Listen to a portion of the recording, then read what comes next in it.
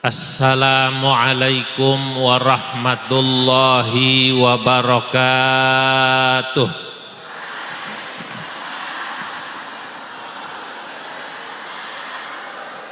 Alhamdulillahilladzi idza arada bi'abdihi khairan yufaqqihhu fid-din. Wassalatu wassalam ala man ikhtassat wa tamayyazat ummatuhu bitasalsulil isnad ila yaumiddin. Sayyidina wa maulana Muhammadin alladzi ursila rahmatan lil alamin wa ala alihi wa ashabihi alladzina tasalsala minhum wa ilaihim tafaqquhul ulama min hin ila hin, amma ba'du. Yang saya muliakan para alim ulama, para masyayikh, wabil khusus Rais Syuriah PCNU Kabupaten Trenggalek Romo Ki Haji Mastur, Ketua Majelis Ulama Indonesia Trenggalek, serta seluruh jajaran Forkomimda yang hadir, Bapak Wakil Bupati kita, juga dari Polres, Pak Wakapolres, juga dari dan Kodim, serta Ketua DPRD, alhamdulillah ya. Menteri Perhubungan yang menghubungi saya, Gus Yusuf Al-Hamdanin. Bapak Ibu semua yang hadir, seluruh warga NU, santri-santri NU yang membanggakan, insya Allah semuanya diberkahi Allah Subhanahu wa Ta'ala, amin. Pada pagi menjelang siang ini saya berbangga dapat silaturahim di kota Trenggalek, kota yang memiliki keistimewaan. Salah satunya di sini geliat hari santrinya luar biasa, karena sejak pagi diadakan kirab dan sekarang pusatnya di GOR. Dari yang hadir saja saya bisa menyimpulkan, insya Allah NU di Trenggalek ini hidup, amin ya. NU di Trenggalek ini insya Allah, kalau tadi Gus Yusuf bilang punya mimpi membangun gedung 9 lantai, itu pertanyaannya sesuai perizinan apa enggak Pak Wabub itu? 9 lantai itu kan masalahnya harus sesuai perizinan Gus. Ya enggak harus 9 lantai lah ya, 2-3 lantai, tapi betul-betul bisa insya Allah dengan koin NU yang kita isi di rumah, cita-cita membangun gedung NU akan segera terwujud, alhamdulillah. Bapak Ibu saudara-saudara para santri yang saya muliakan, peringatan Hari Santri ini adalah bentuk pengakuan dari pemerintah Republik Indonesia terhadap keberadaan santri, terhadap jasa-jasa santri untuk negara kita. Jadi kalau 22 Oktober itu ditetapkan Hari Santri, memang sudah sewajarnya Pak Bupati. Santri sejak dulu insya Allah sampai sekarang akan terus berjihad dalam rangka memajukan, pertama menjaga dulu, menjaga dan menjayakan negara kita. Dulu saat perjuangan, kenapa kemudian disebut dengan tanggal 22 Oktober? Kita tahu 22 Oktober itu dikeluarkan yang namanya fatwa jihad atau resolusi jihad. Ceritanya Panglima Sudirman mau meminta fatwa dukungan dari NU, ngirim Bung Tomo ke pondoknya Mbah Hasyim Asy'ari di Tebu Ireng. Mohon ini Belanda sudah datang lagi bonceng sama nikah. Bagaimana caranya supaya kemudian mereka bisa pergi dari Indonesia? Mbah Hasyim Asy'ari sebagai Rais Akbar NU pada masa itu mengumpulkan seluruh konsul-konsul se-Jawa Madura. Konsul itu kalau sekarang PW, apa namanya? PW, PC itu namanya konsul-konsul. PWNU, PCNU se-Jawa Madura kumpul di Bubutan.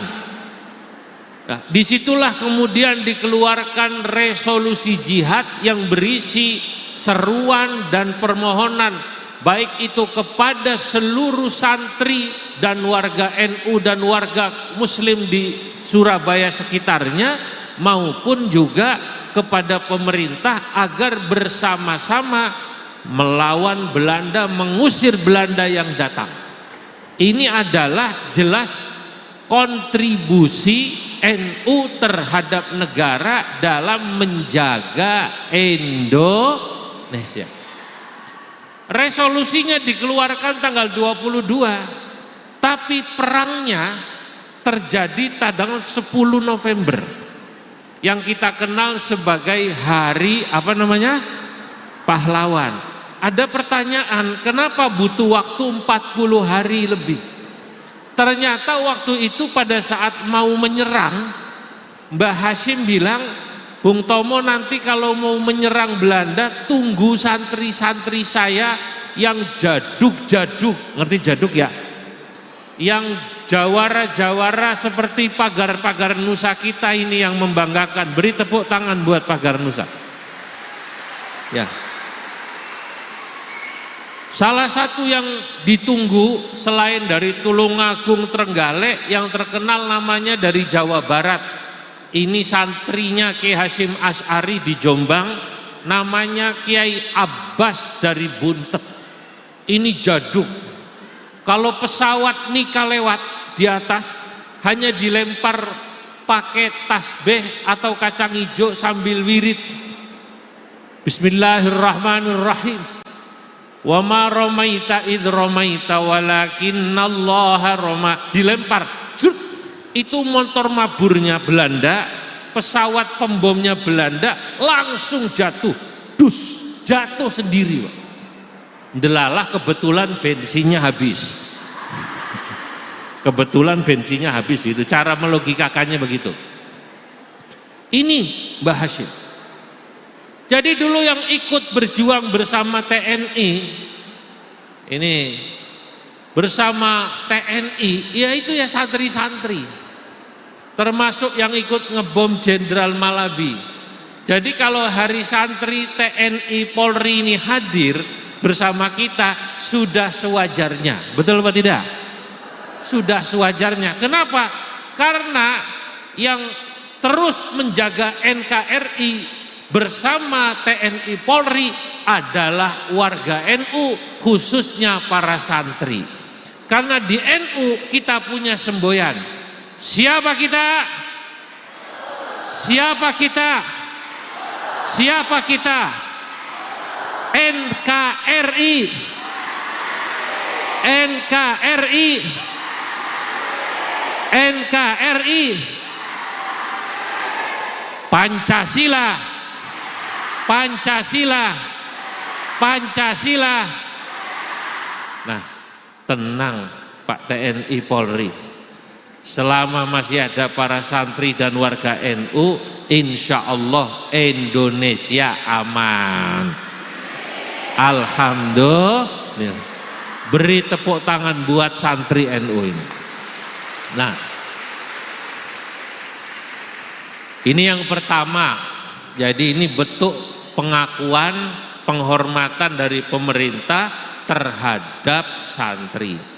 Dan karenanya kalau setiap hari santri nasional, Pak Wabub, kok pemerintah berkontribusi menganggarkan anggaran, nggih Pak Ketua DPRD, buat anggaran hari santri, Kira-kira wajar apa tidak?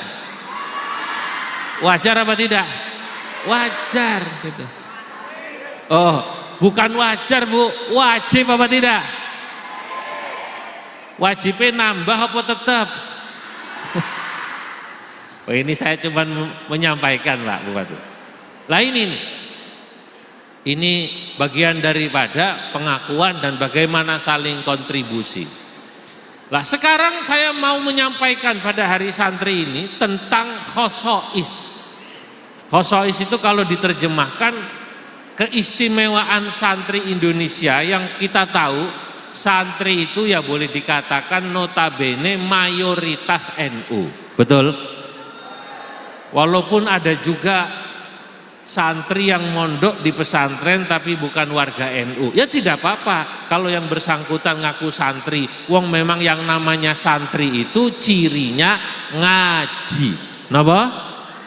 Santri cirinya apa namanya? Ngaji.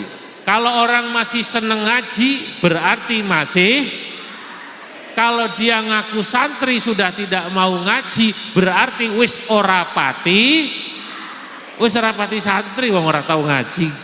Nah, apa keistimewaan dan ciri utama daripada santri-santri NU? Saya ingin sebutkan ciri utama dari santri NU dua. Keistimewaan dari santri NU itu dua yang terus harus kita jaga.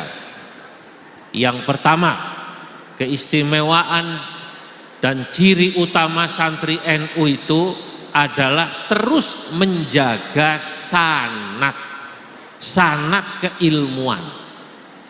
NU niku peduli sanad. Kenapa? Karena sanad ini adalah yang menyambungkan kita dengan guru kita, bahkan nanti sampai Nabi Muhammad Sallallahu Alaihi Wasallam. Lanjenengan itu tadi begitu disebut ketua MUI Romo Kiai sinten namine? Kiai Syafi'i langsung keplok. Yang keplok banyak itu kan. Lah, ini saya yakin ini rata-rata santrinya Kiai Syafi'i ini tiba ya. Lah, betul ya, betul ya. Berarti ngaku itu guru saya ngaji, itu namanya sanad. Lah itu kenapa NU kok menjadi organisasi terbesar di Indonesia bahkan di dunia? Organisasi Islam terbesar di Indonesia bahkan di dunia saat ini diakui adalah Nahdlatul Ulama, saudara-saudara. Haitsu yantami ilaiha aktsar min mi'ati milyun. Sebab sekarang ini rahasia, saya mau ngomong tapi jangan ngomong-ngomong, ini rahasia ya. Yang ngaku warga NU saat ini angka optimisnya di Indonesia itu lebih dari 120 juta. Angka pesimisnya yang ngaku NU niku 100 juta. Di Jawa Timur khususnya, di Jawa Timur survei terakhir lembaga survei warga NU di Jawa Timur itu adalah 70% dari warga Jawa Timur. Luar biasa Jawa Timur. Kalau 70% dari warga Jawa Timur itu berarti NU, itu artinya ngaten Mbah Yai Rois, Pak Wabub. Kalau di pasar ada 10 orang lewat, itu 7-nya pasti NU. Jadi ada 10 orang lewat di pasar, berarti apa? Yang 7 niku, jangan-jangan di antara yang 7 itu termasuk copetnya. Nah ini yang membuat kita besar ini NU, karena jaringan sanad pesantren dan keilmuan. Ya pesantren, santri, dan NU itu satu rangkaian yang tidak bisa dipisahkan. Orang disebut santri karena dia mesantren, betul apa tidak? Lalu pesantren ini pasti NU. Ada ungkapan sederhana, Bu, Bu, pesantren itu adalah miniatur NU. Miniatur itu bahasa Arabnya surah musaghharah. Saya ulangi, miniatur itu bahasa Arabnya surah musaghharah, gambar yang dikecilkan. Apa maksud daripada pesantren itu miniatur NU? Maksudnya kalau Anda ingin lihat ajaran NU mengajarkan satu, cinta agama dan cinta tanah air, maka itu semua diajarkan di pesantren. Betul apa tidak? Di pesantren saya mau tanya, kalau ada menyanyikan lagu Indonesia Raya, kita duduk apa berdiri? Santri itu dari kecil di pesantren diajarkan Indonesia Raya. Bahkan Mbah Maimun Zubair. Mbah Mun itu saya lihat dengan mata kepala saya sendiri saat di Jombang Muktamar. Mbah Mun itu padahal rawuh acara Muktamar Jombang sudah didorong kursi roda. Tapi saat menyanyikan lagu Indonesia Raya dan Yalal Waton, apa namanya? Yalal Waton, itu Mbah Mun yang sudah duduk di kursi roda berdiri. Padahal orang bilang, sampun Mbah, lenggah mawon, beliau tidak mau. Mbah Mun tetap berdiri. Indonesia tanah airku, sampai selesai. Habis itu kemudian nyanyi Yalal Waton. Yalal Waton, Yalal Waton, Yalal Waton, minal iman wala takun inhadu. Nah, kenapa kok begini? Karena di pesantren santri diajarkan ajaran NU agar mencintai agama dan mencintai tanah air dalam satu tarikan nafas. Saudara-saudara, ini luar biasa. Kita tidak membedakan ini agama, ini bangsa. Karena Islam, agama kita akan jaya kalau Indonesianya aman. Betul apa tidak? Lah sekarang saya mau tanya yang hadir, jenengan ini datang ke tempat ini memperingati hari santri karena merasakan Indonesia aman apa mboten? Karena aman Anda keluar ke sini tenang. Kita tinggalkan rumah, keluarga semua aman. Jadi Indonesia ini aman, maka Indonesia yang membuat kita bisa ibadah tenang harus kita cintai. Ajaran ini diajarkan di pesantren. Itulah yang saya katakan, pesantren adalah miniatur Nahdlatul Ulama. Ajaran apa lagi yang diajarkan di pesantren? Di pesantren kita diajarkan untuk mencintai guru kita sebagai sanad yang menyambungkan kita kepada Kanjeng Nabi. Leres nggih? Kita selalu mendoakan para yai yang sudah wafat, bahkan yang masih hidup kita doakan.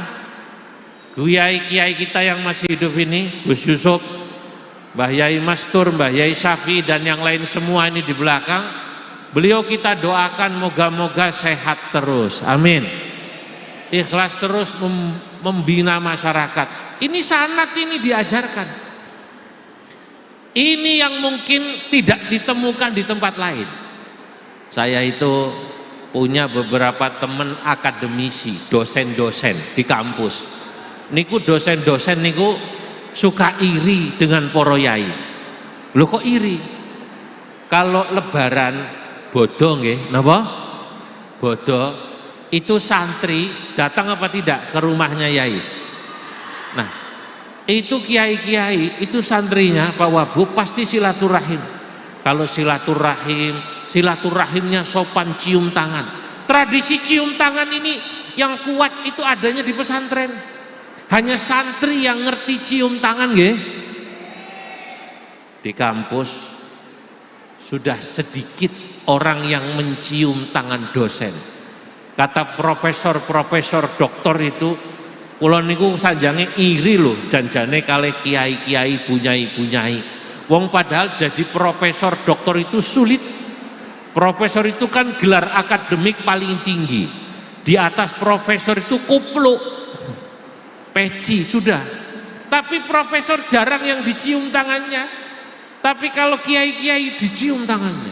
Hormatnya santri sama kiai.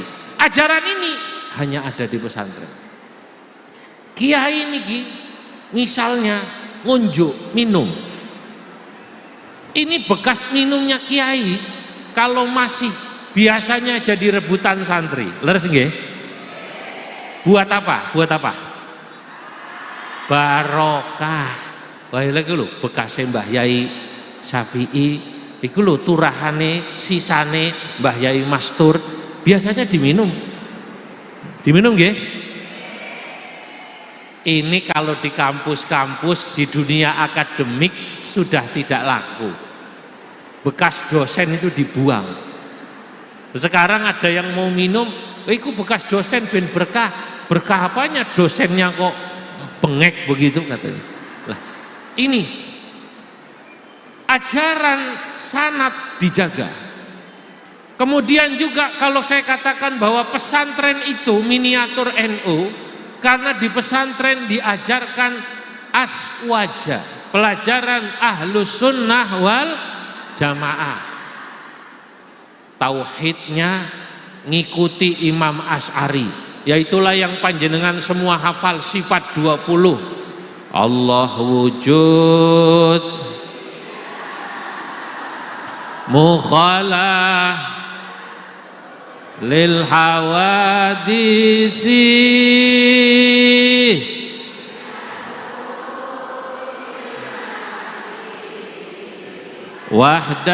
wahdaniyat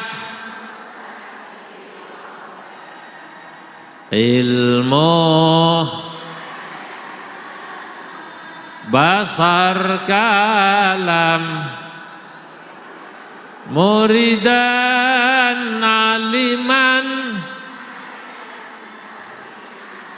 basiran mutakalliman. Nah, ini ajaran tauhidnya aswajanya NU di pesantren. Sebab sekarang ada yang tauhidnya nggak mau pakai sifat 20. Saya dengar cerita kemarin di Tulungagung ada pondok, hati-hati sekarang ini ada pondok Pak Kiai, pondoknya besar, nama pondoknya Imam Syafi'i kebetulan.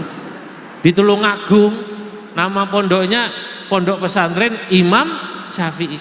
Kalau tidak hati-hati kan dari namanya dikira oh iki imame wong NU. Ternyata ajarannya beda. Dalam pondok Imam Syafi'i itu tauhidnya bukan seperti sifat 20. Tauhidnya yang diajari katanya tauhidnya Wahabi. Apa namanya? Wahabi. Fikihnya beda dengan kita. Kalau kita ini nggih tawasulan, nggih ziarah, betul nggih? Nggih sholawatan, di sana tidak ada.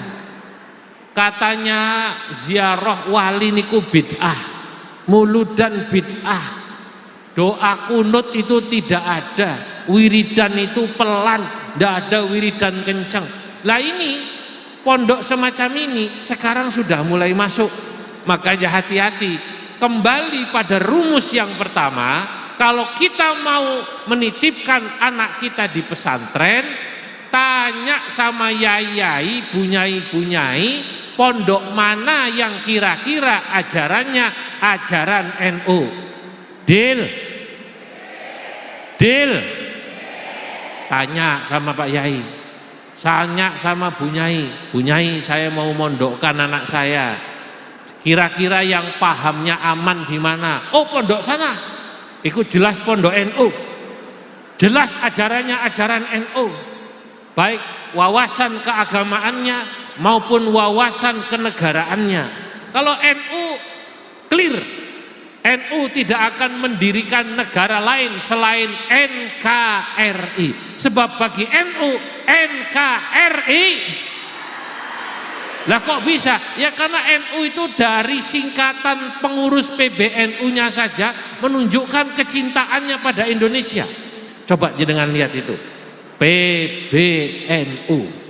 P-nya Pancasila. B-nya Bhinneka Tunggal Ika. N-nya NKRI. U-nya Undang-Undang Dasar 1945. Beri tepuk tangan buat PBNU. Sudah luar biasa. Maka tadi, sekarang tantangan kita mondokin anak itu dalam rangka dua hal. Satu, menjaga wawasan paham aswajanya ahlus sunnah wal jamaah. Kedua, dalam rangka menjaga wawasan kebangsaannya. Nah, ajaran NU semua diajarkan di pesantren. Maka singkatnya saya katakan pesantren adalah miniaturnya NU. Kalau dibalik, NU niku dari mulai ranting sampai PBNU, pengurus ranting NU sampai pengurus PBNU termasuk saya, semuanya boleh dikatakan alumni pesantren. Alumni pesantren di NU bisa berkarir di mana-mana. Saya mau cerita. Loh, sekarang santri-santri NU itu bisa ikut berjihad untuk memajukan menjayakan Indonesia lewat banyak jalur.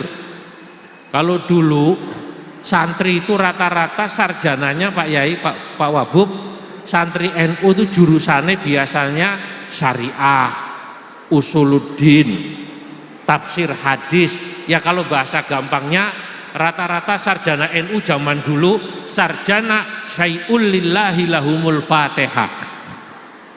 Jadi sarjana NU itu dulu sarjana syai'ul lillahi lahumul fatihah. Oh, sekarang tidak.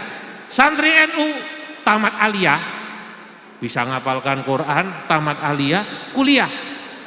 Ada yang kuliah ambil hukum.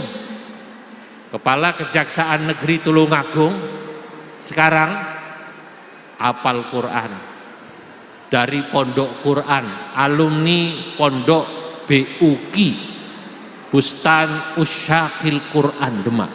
Loh, alumni pondok bisa jadi kepala kajari. Alumni pondok pesantren, santri. Saya mau tanya Pak Wakapolres, ada apa tidak yang jadi polisi? Ada, bahkan ada jalur khusus. Pak Kapolri ini membuka jalur khusus. Kalau santri-santri di Trenggalek mau daftar, yang penting sesuai syarat, betul apa tidak? Fisiknya kuat, kemudian mau dikasih jalur khusus, afirmasi khusus buat pesantren. Bahasa gampangnya ada kuotanya, gitu loh. Apa namanya? Kuota buat Polri, santri masuk Polri, santri masuk TNI, ada. Bahkan santri masuk pilot pesawat terbang. Santri menjadi nahkoda, santri jadi masinis. Lu saya ini ketemu pejabat-pejabat di Jakarta, mereka tuh butuh Pak Yai, mbok dari RMI katanya, Robitok Ma'ahid apa namanya, Islamiyah, pondok-pondok diberitahu tentang ilmu-ilmu khusus.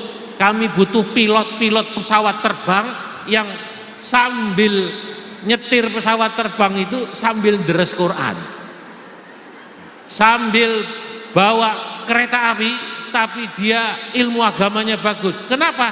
Sebab kalau polisinya ada yang dari santri, kalau TNI-nya ada yang dari santri, kalau pilotnya ada yang dari santri, insya Allah dimanapun santri berada akan mempengaruhi, menggarami dan membawa pengaruh yang baik di institusi-institusi pemerintah, saudara-saudara.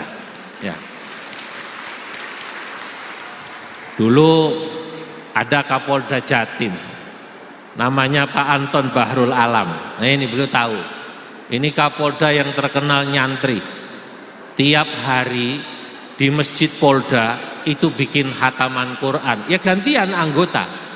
Tapi karena Kapoldanya santri, sak Jawa Timur polisi-polisi belajar ngaji Quran. Guru-guru ngaji diundangi, dipanggil semua. Kenapa? karena lihat, Kapolda saya santri. Saat itu Masya Allah, masjid-masjid di Polda, di Polres, di Polsek, musolanya yang kedengeran ngaji, anggota belajar ngaji manggil Ustadz. Ustadz Kiai rodok payu. Padahal zaman dulu Ustadz itu dipanggilnya biasanya oleh polisi kalau ada orang kesurupan.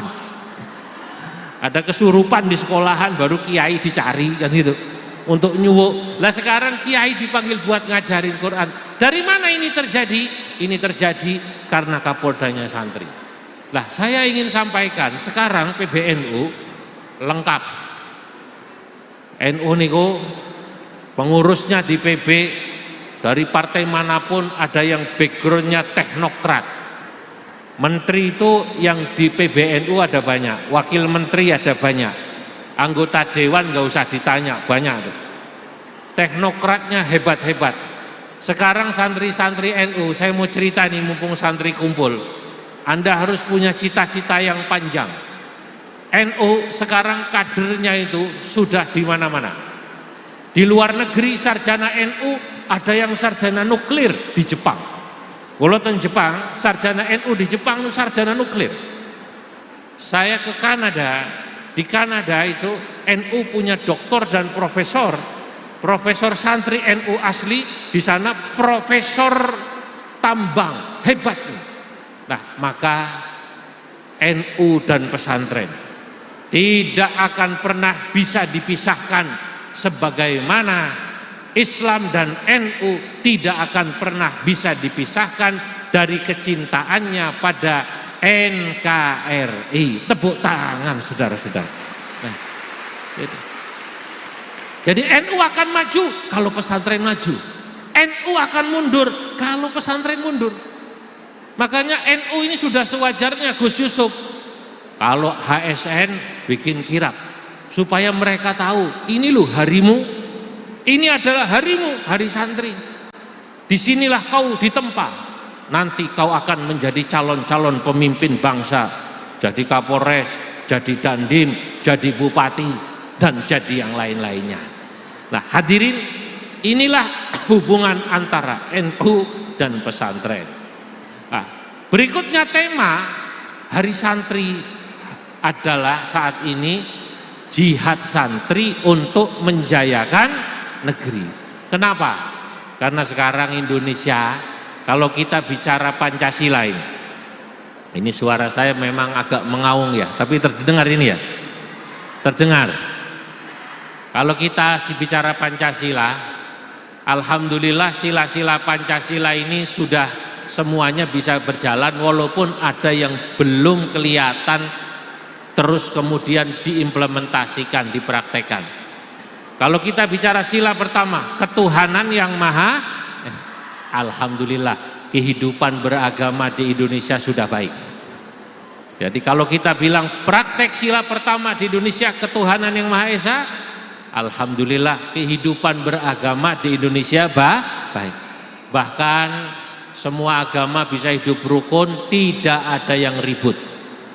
Islam mayoritas menjadi agama yang mengayomi yang minoritas. Di Indonesia tidak ada orang Islam yang nakut-nakutin minoritas. Betul nggih?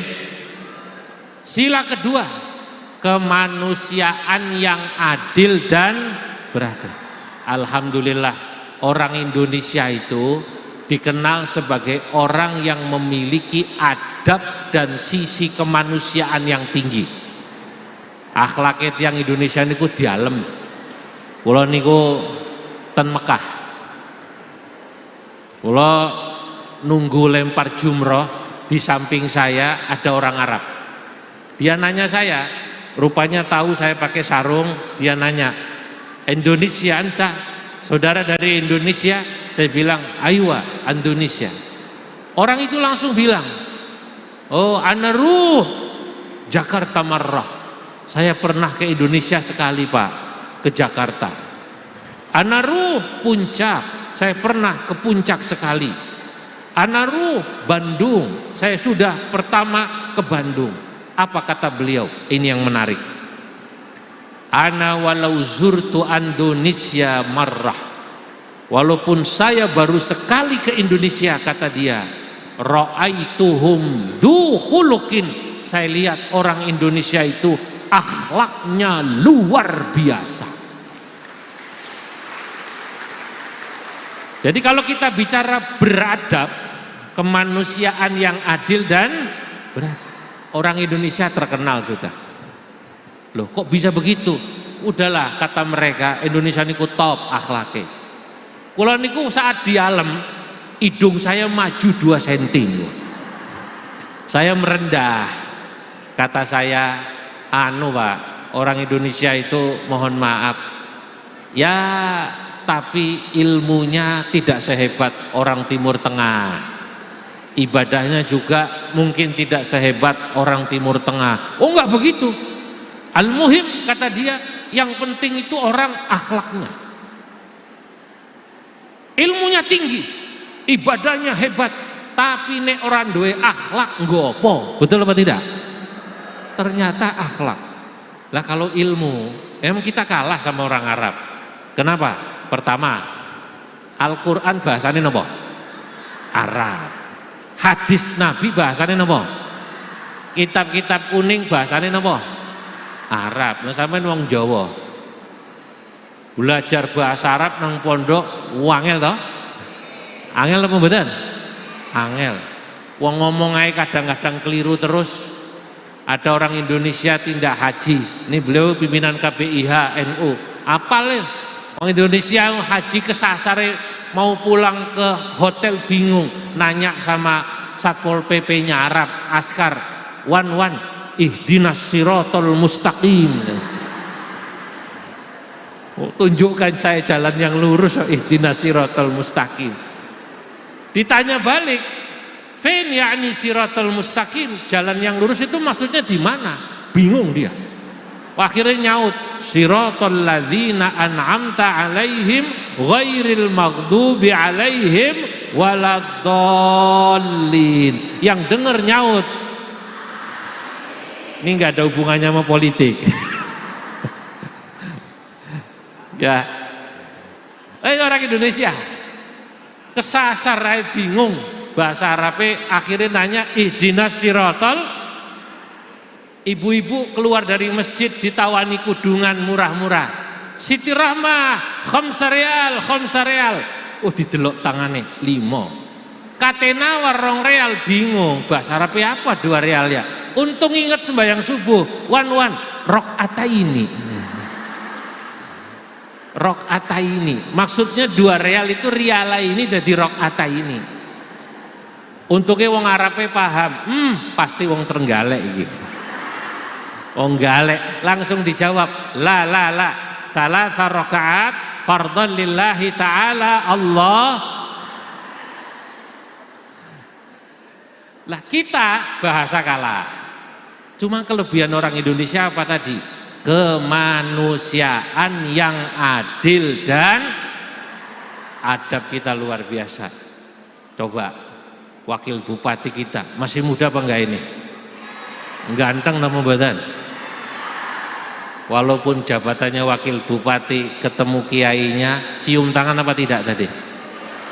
Cium tangan apa badan? Nek gak cium tangan aja dipilih neh ya. Cium tangan. Inilah yang disebut kemanusiaan yang adil beradab.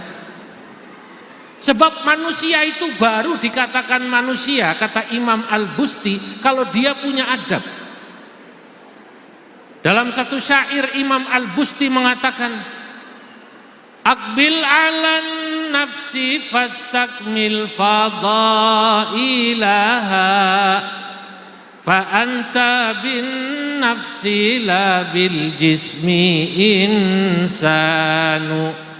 Aqbil alan nafsi, perbaikilah adabmu, akhlakmu. Fastakmil fadailaha, terus berusaha kau sempurnakan akhlakmu. Fa anta bin nafsi la bil jismi insanu, karena dirimu dihormati itu ketika dirimu memiliki akhlak, bukan dirimu memiliki jabatan, bukan dirimu memiliki uang. Awakmu jadi bupati, awakmu jadi anggota dewan, awakmu punya jabatan dimanapun, nek orang duwe akhlak, tidak ada yang hormat pada dirimu. Betul apa tidak? Tapi kalau kau bupati, kau tentara punya jabatan, polisi punya jabatan, atau kiai, atau siapapun anggota dewan, akhlakmu bagus, maka kau akan lebih dihormati oleh masyarakat, bukan semata-mata karena apa? Akhlak. Niki orang Indonesia. Makanya setiap kali ada penilaian negara penyelenggara haji terbaik sedunia, ini juaranya selalu Indonesia, nomor 1. Paling rapi, paling tertib. Wong dari sini sudah ada KBIH-nya, ya. Haji pakai udeng-udeng nih loh, pakai apa tuh warna-warni. Tiang Indonesia nih ada tulisannya. Dan terkenal orang Indonesia itu tidak pernah ribut. Maaf niki. Nek tiang mriko-mriko termasuk perempuan kalau ditata sama askar Satpol PP, haji, tarik itu maksudnya dalan, ken geser, awas geser. Kalau orang sana ngelawan nih Pak, tentaranya dilawan, niku Satpol PP ini nyingkir. Nek yang Indonesia, tarik haja, Siti Rahmah, jalan, nurut. Di toilet ndak ada yang ribut kita. Nek tiang mriko ten toilet ribut, bayang ribut. Orang sini nggak ada yang ribut sama orang lain. Kenapa? Kate ribut gak ngerti bahasa Arab. Kan gitu lah. Kate ribut gak ngerti nama bahasa Arab. Lah dari sini aplikasi penerapan sila kedua alhamdulillah sudah baik. Sila ketiga, persatuan Indonesia. Alhamdulillah Pak, Indonesia ini negaranya besar, agamanya banyak, pulaunya ada 17.000, etnis dan sukunya banyak. Alhamdulillah sampai sekarang masih bersatu. Negara-negara lain banyak yang iri. Sila ketiga kita jaga, termasuk walaupun kita bolak-balik pilkada, bolak-balik pilpres, kita tetap bisa menjaga negara kesatuan Indonesia karena kita sadar sila ketiga inilah yang menyatukan kita semua. Betul apa tidak? Makanya walaupun pilpres wis digawe santai wae. Betul apa tidak? Tahun lalu calonnya loro, Pak Prabowo karo Pak Jokowi. Di sana-sana itu banyak yang kenceng kayak mau perang itu. Sampai ada ungkapan siji kampret, siji apa? Cebong. Bahkan ada suami istri beda pilihan. Istrinya dukung Prabowo, bojone dukung Jokowi. Akhirnya cerai, pegatan. Loh, malah Jokowi nih karo Prabowo malah kawin lah. Itu terlalu serius, betul apa tidak? Maka kita persatuan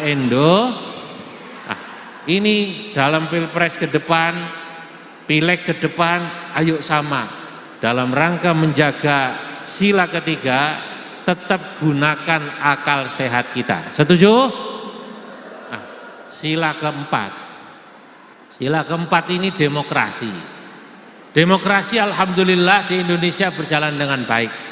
Karena musyawarah ini masih bagian daripada tradisi kita. Baik di ormas maupun di pemerintahan, musyawarah dijaga. Singkat cerita, tradisi rembuk, tradisi musyawarah adalah tradisi asli penduduk Indonesia. Yang berat ini yang kelima ini, saya harus jujur katakan. Sila kelima ini abot, keadilan sosial bagi seluruh rakyat.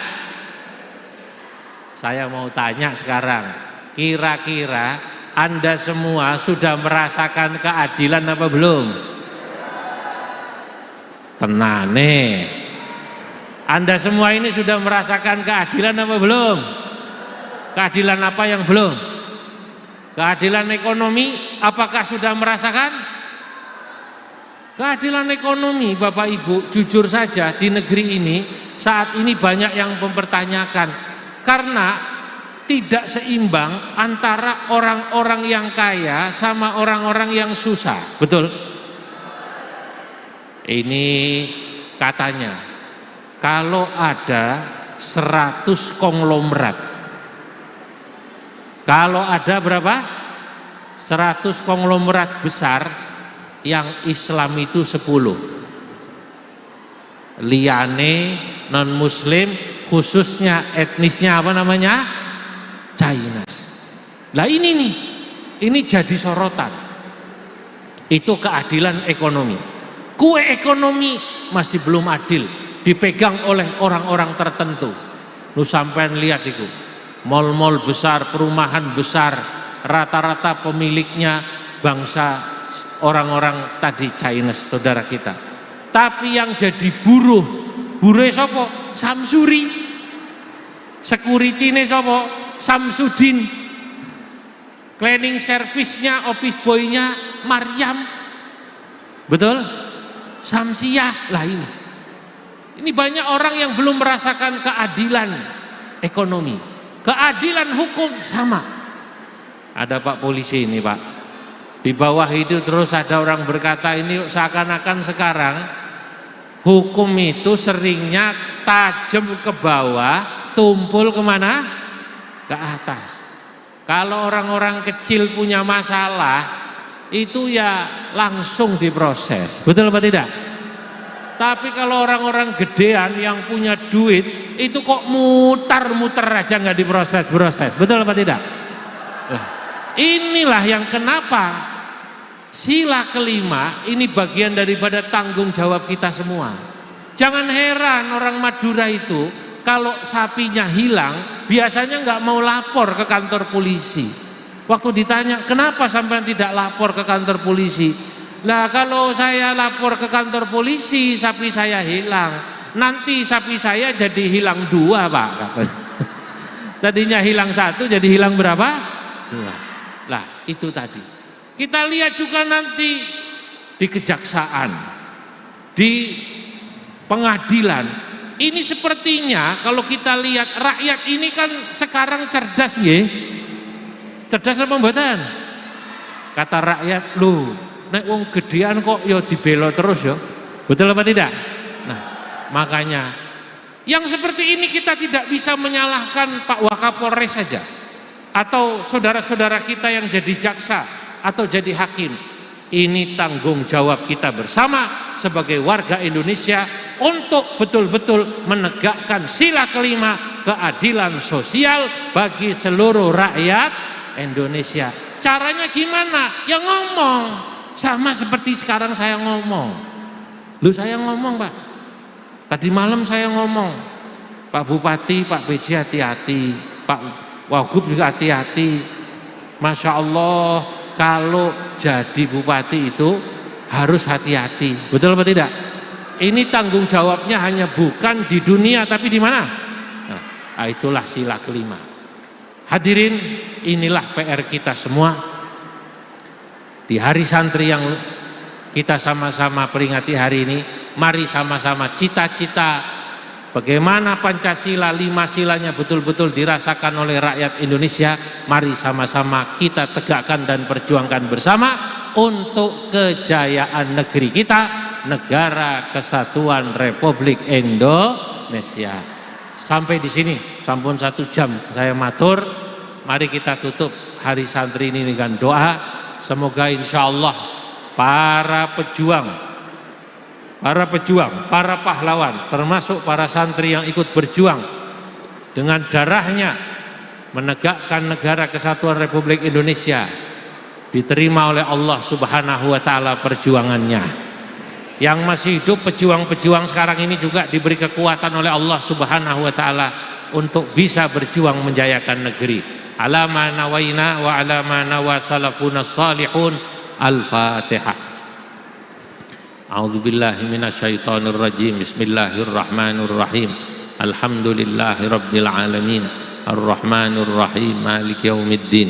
Iyyaka na'budu wa iyyaka nasta'in. Ihdinas siratal mustaqim.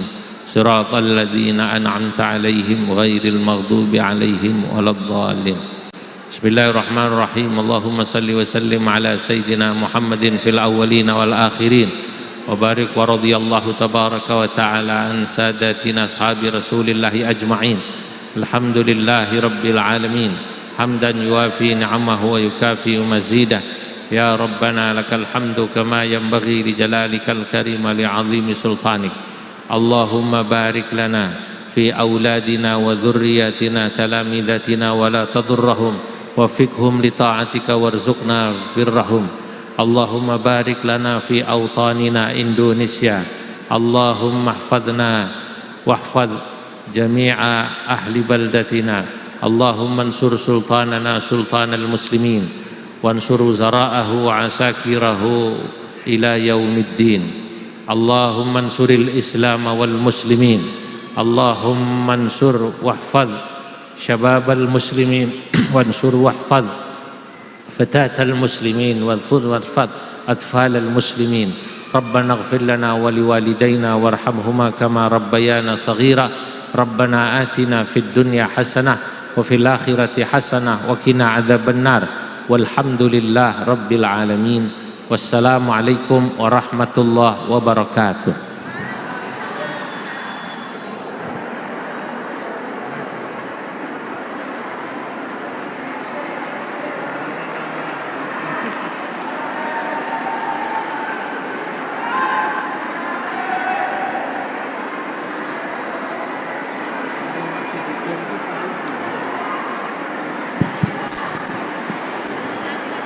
Alhamdulillah, telah kita simak bersama nasihat dan untayan hikmah yang telah disampaikan oleh beliau Wakil Ketua PBNU yang terhormat Bapak Kiai Haji Zulfa Mustafa.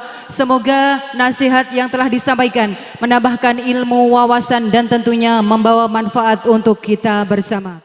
Bapak Ibu yang...